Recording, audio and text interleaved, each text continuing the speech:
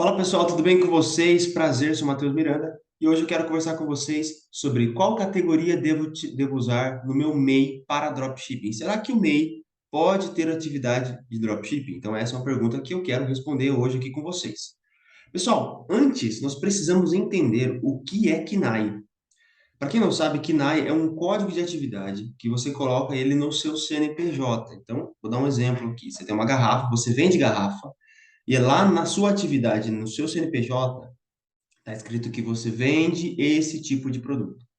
Quando nós falamos de dropshipping, existe um KNAI específico para dropshipping, que ele é utilizado como intermediação de serviços.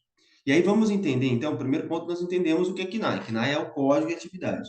Beleza. Agora nós precisamos entender o que é dropshipping. Dropshipping nada mais é do que a intermediação entre um produto e outro. Eu vou explicar melhor.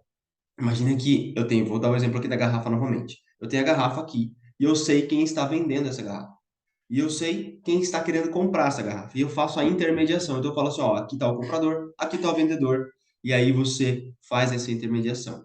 E por essa intermediação, você ganha o que nós chamamos de comissão dessa intermediação, desse serviço prestado. E o mais interessante é que o modelo de dropshipping você não trabalha com estoque, você não tem produtos armazenados, tá? Você tem apenas esse processo de intermediação. E aí, existem alguns KNAIs, lembra que nós falamos de KNAIs. Existem alguns KNAIs que são relativos, que são parecidos com o KNAI principal. Só que eu preciso deixar claro aqui para você o seguinte. Ó, existe um outro KNAI que geralmente é utilizado no modelo dropshipping, que é chamado de promoção de vendas, tá?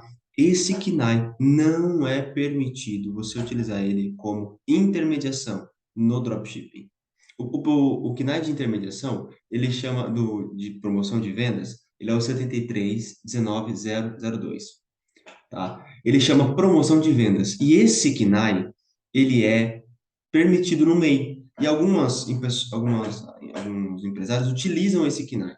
Só que olha só a descrição dele na íntegra do que está escrito ali de atividade, né? Porque quando nós colocamos o KNAI, nós embaixo tem a questão da definição da atividade, de maneira um pouco mais específica. Então, olha só. Promoção de vendas e publicidade no local de venda e distribuição ou entrega de material publicitário. Não tem nada a ver com o processo de intermediação.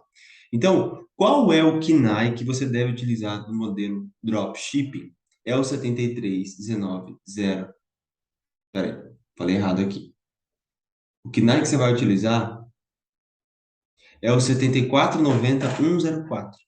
Esse KNAI, ele está assim, ó, atividades de intermediação e agenciamento de serviços e negócios em geral, exceto imobiliários. E aí, então, respondendo a sua pergunta, MEI pode ser do dropshipping? Não pode.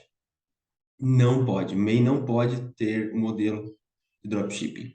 Matheus, então o que que eu devo fazer para eu regularizar e o quanto eu vou pagar por isso, né? Imagina que você entendeu que você está enquadrado numa questão errada e o que você deve fazer? Qual é o outro regime? O regime certo, inicial, é o chamado Simples Nacional, tá? O modelo do Simples Nacional é o modelo que você vai utilizar para você trabalhar com o modelo de dropshipping. Então, o que que você vai fazer? Qual que é a minha dica para você aqui? Você vai ter que falar para o seu contador, para ele regularizar essa situação. Migrando você de MEI para ME e fazendo a alteração da atividade. Colocando essa atividade que eu falei para você, 7490-104, que é a atividade de intermediação. Beleza, fez a alteração, você está regularizado quanto ao CNPJ. Quanto eu vou pagar de imposto e quanto vai ficar mensalmente isso para mim? Lá anteriormente no MEI, você tem lá um faturamento de 650 e você pode faturar até 81 mil no ano e você paga uma taxinha de R$ 60, nada mais do que isso. Já no Simples Nacional é diferente. Você paga conforme você fatura. Exemplo, se você faturou 10 mil, você vai pagar sobre os 10 mil uma porcentagem, que ela se inicia em 6%. Então, você vai ter que tomar cuidado também quanto a isso. Tá bom? Então, exemplo, faturei 10 mil, quanto eu vou pagar? R$ 600 de DAS.